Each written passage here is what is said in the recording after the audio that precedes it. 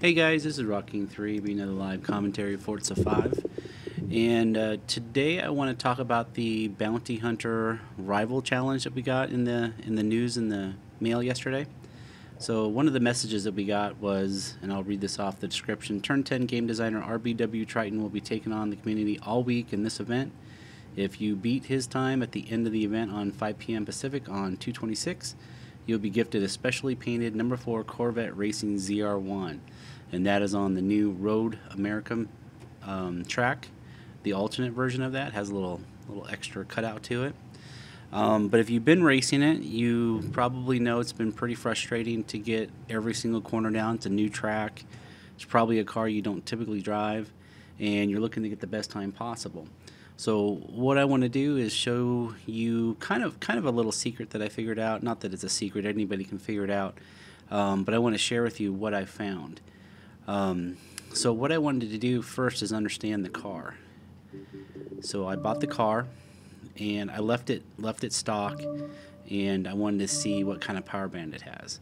So one thing I want to note to you guys right now is that number 4 for the RPM, that should actually be a 3. The actual cap of the RPMs is 6,500, and if you count backwards, that should actually be a 3. So kind of ignore that number if you would. But what I found, and I did try it out, and it does work pretty well, is that you need to make sure you shift early. And what I mean by that is this has a lot to do with the WRXs and the Evos that we build, with the one engine that has a really high torque band early and has high horsepower early as well, and then tapers off. If you rev it up, you kind of lose some of the acceleration that you have. So my suggestion on here, and again, ignore that 4, that should be a 3. My theory is you should shift at 4,500 RPMs. I should say you shouldn't shift there, but you should be at a minimum 4,500 RPMs, and you should shift at about 5,700 RPMs. So you are not redlining this car. It's about 1,000 RPMs lower than when it tops out. I can tell you it tops out about 6,500. So try to shift early. Try to shift to that 5,700. And what I'm going to do here is I'm going to go to the track. I'm going to warm up the car, and I don't promise I'm going to do great driving or anything like that, but I want to show you against a Ghost what that shifting does. You'll see that my car will be, even if it falls behind right at first, it'll actually pass that other car in the straightaways. And in Road America, there are a lot of straightaways. So I'll go warm up the car, and I'll see you guys back here in a second. And we're back.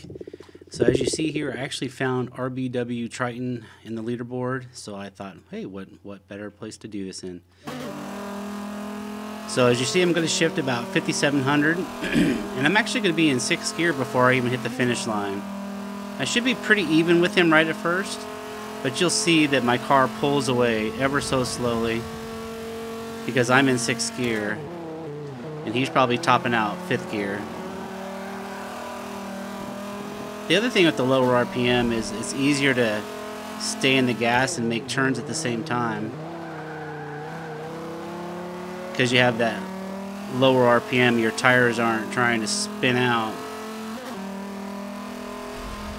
So I keep shifting at 5,700, and so far I'm just a couple of car lengths ahead of him. Keep in mind, this is just my 2nd lap of the day here.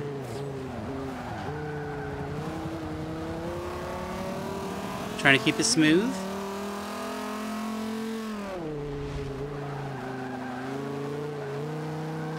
Try to make sure the tires don't spin. You should stay in the gas there, and I did not. But that's alright.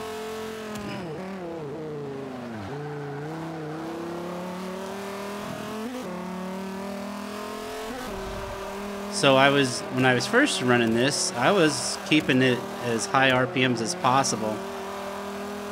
And I find that the slower is going to be faster. And then anytime you have a really good run going, this turn messes me up. That wasn't too bad. You can see he caught me again, but hopefully with my shifting, I'll pull away again. See, I'm pulling away a little bit, hopefully a little bit more. Oh, wrong side.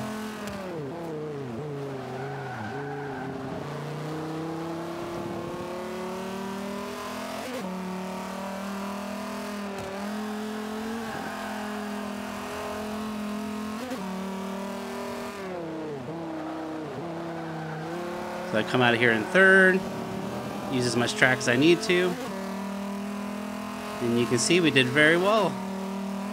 Second lap. So I'm not saying that this is how you should drive. I'm just saying this is how I found to gain a little bit of speed with the car, a little bit of acceleration, a little bit more top end.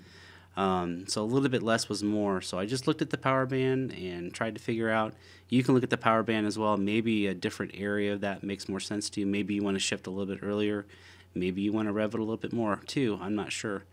Not saying I'm right, but I'm getting good times, and as you can see, I can beat Mr. Triton there, and not really a secret, but I just wanted to learn what the car could do, and that's why I bought it, looked to see what it had on it, and then just saw that power band was a little bit off. You know, you lose a lot of torque when you rev it all the way up. So give that a try. Hopefully that helps. Good luck with the challenge. Hoping to stay ahead of this guy before this is over. It looks like it's going to be pretty tough because he's only 0.8 of a second behind me right now. All right, good luck, guys, and we'll see you in the next one. Later.